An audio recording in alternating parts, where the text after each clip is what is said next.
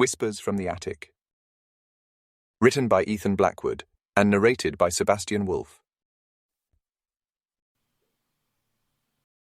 Lena had always been drawn to antiques, fascinated by the stories they held within their aged surfaces. So when she heard about a local estate sale, she couldn't resist the opportunity to explore the treasures it had to offer. Upon arriving, her gaze was immediately drawn to a small, intricately designed locket displayed amongst other trinkets on an old wooden table. The locket seemed to call out to her, as if it had been waiting for her to find it. The locket was made of tarnished silver and featured an ornate floral design on its front. It felt unexpectedly heavy in Lena's hand as she picked it up, and she noticed it was strangely cold to the touch. Curiosity piqued. She opened it, revealing a small faded portrait of a woman wearing an elegant Victorian-era gown. The woman's eyes seemed to bore into Lena's soul, captivating her. Without a second thought, Lena decided to purchase the locket, feeling an inexplicable connection to it. She paid the elderly lady who was running the estate sale, and the woman's gaze lingered on the locket for a moment too long, as if she was relieved to see it go. As Lena brought the locket home and placed it on her dresser, she couldn't help but feel a sense of unease wash over her. She shrugged it off as a product of her overactive imagination and went to bed, the locket's portrait watching her from across the room. That night, Lena was plagued by strange and vivid dreams.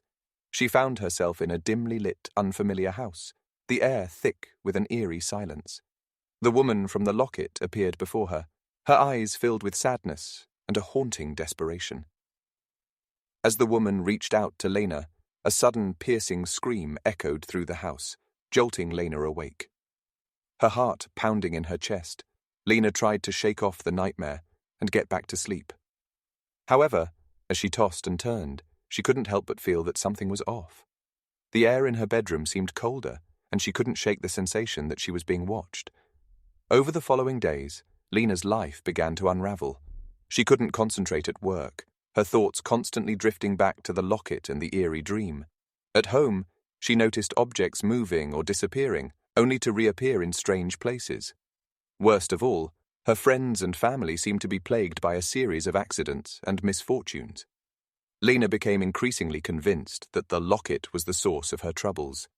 The strange occurrences only seemed to have begun after she brought it home, and she couldn't help but feel that there was a connection between the locket and the unsettling events. Desperate for answers, Lena decided to seek out help from a knowledgeable antique dealer, hoping to unravel the locket's mysterious past. Little did she know, her quest would lead her down a path of darkness and unknown dangers. Upon entering the antique shop, Lena was greeted by the musty smell of old books and the sight of countless artifacts from the past. She approached the counter and presented the locket to the antique dealer, a man with a wealth of knowledge named Mr. Thompson. He studied the locket with great interest, his eyes widening as he recognized its design. Mr. Thompson informed Lena that the locket was indeed a rare and valuable piece, dating back to the Victorian era. He began to recount the tragic story behind it, the tale of a woman named Isabella, who had been the wife of a wealthy and powerful man. Isabella was known for her beauty and captivating charm, but her husband was cruel and abusive, locking her away in their isolated mansion. The story went on to reveal that Isabella, desperate for freedom, had made a pact with a dark entity in exchange for her escape. The entity granted her wish, but at a terrible cost. Her soul was forever bound to the locket, trapped between the realms of the living and the dead. As Mr. Thompson spoke, Lena felt a shiver run down her spine, realizing the gravity of the situation. She knew she had to find a way to free Isabella's spirit from the locket, but was uncertain of how to do so. Mr. Thompson, sensing her determination, offered to assist her in her quest, as he had some knowledge of the supernatural and the art of releasing trapped spirits. Together, they delved into ancient texts and obscure rituals, searching for a way to set Isabella free. After many long nights of research, they finally discovered a spell that seemed to hold the key to breaking the locket's curse. The spell required the light of a full moon, a circle of salt, and a recitation of an ancient incantation.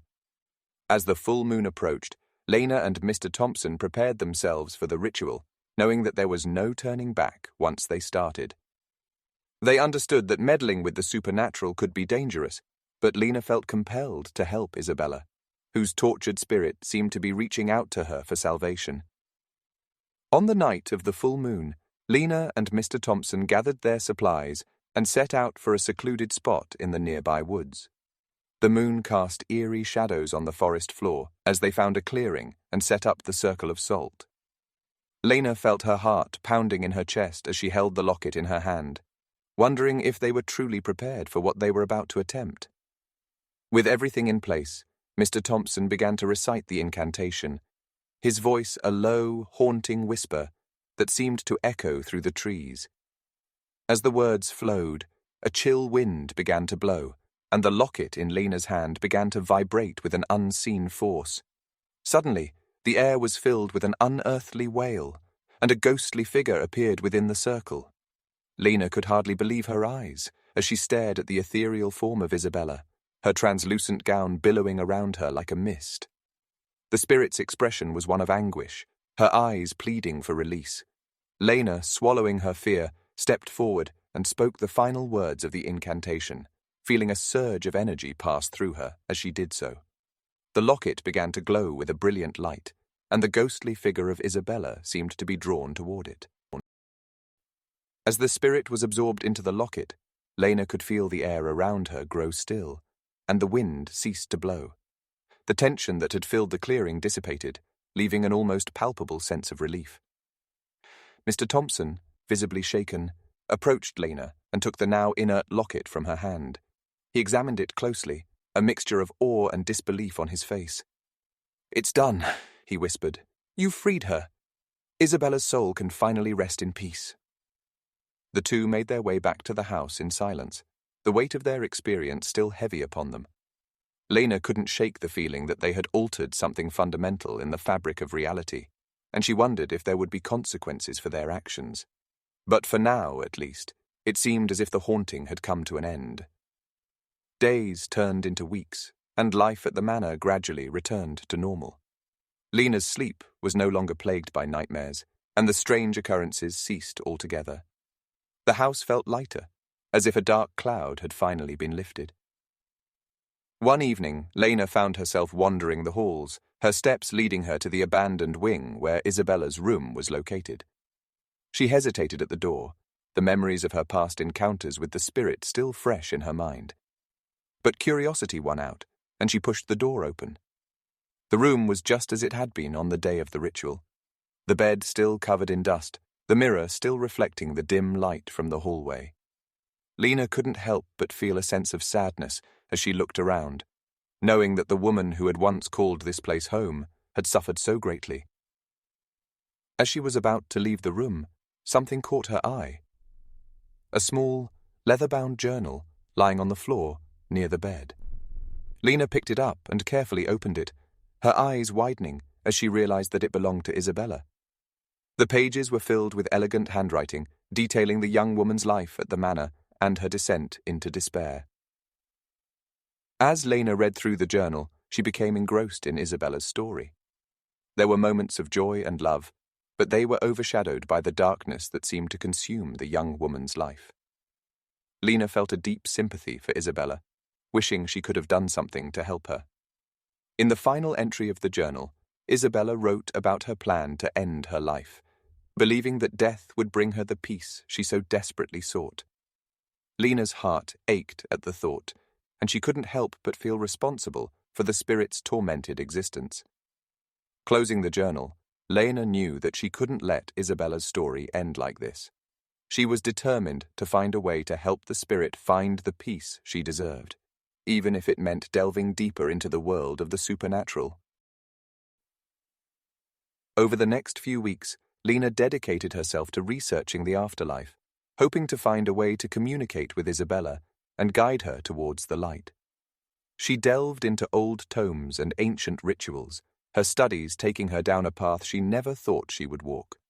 One night, while poring over a particularly obscure text, Lena stumbled upon a ritual that claimed to be able to summon a spirit and help it find peace. It was a long shot, but Lena felt it was the best chance she had to help Isabella. She gathered the necessary ingredients and prepared herself for the task at hand. With trepidation, Lena performed the ritual in the attic, her voice trembling as she recited the ancient incantations. She could feel the air around her growing colder, and she knew that Isabella's spirit was near. The room seemed to be enveloped in a heavy, oppressive energy, and Lena felt a shiver run down her spine. As the ritual reached its peak, Lena called out to Isabella, urging her to find the light and move on from the torment she had experienced. The room suddenly filled with an eerie, otherworldly light, and Lena could see a figure materializing before her. It was Isabella, her face a mixture of sorrow and gratitude. Lena spoke to Isabella, apologizing for the pain she had experienced and assuring her that she could finally find peace. Isabella's spirit seemed to be listening, her expression softening as Lena spoke. Slowly the figure began to fade, the light growing brighter and brighter until the entire room was bathed in a warm, soothing glow. When the light finally dissipated, Lena found herself alone in the attic. The oppressive atmosphere was gone, replaced by a sense of peace and tranquility. She knew that Isabella had found her way to the other side, and a wave of relief washed over her. In the following days, Lena couldn't shake the experience from her mind. She knew she had played a part in helping a lost soul find peace, and it left her with a newfound sense of purpose. As she continued to live in the old house, she vowed to honor Isabella's memory and explore the mysteries of the supernatural world that had been revealed to her.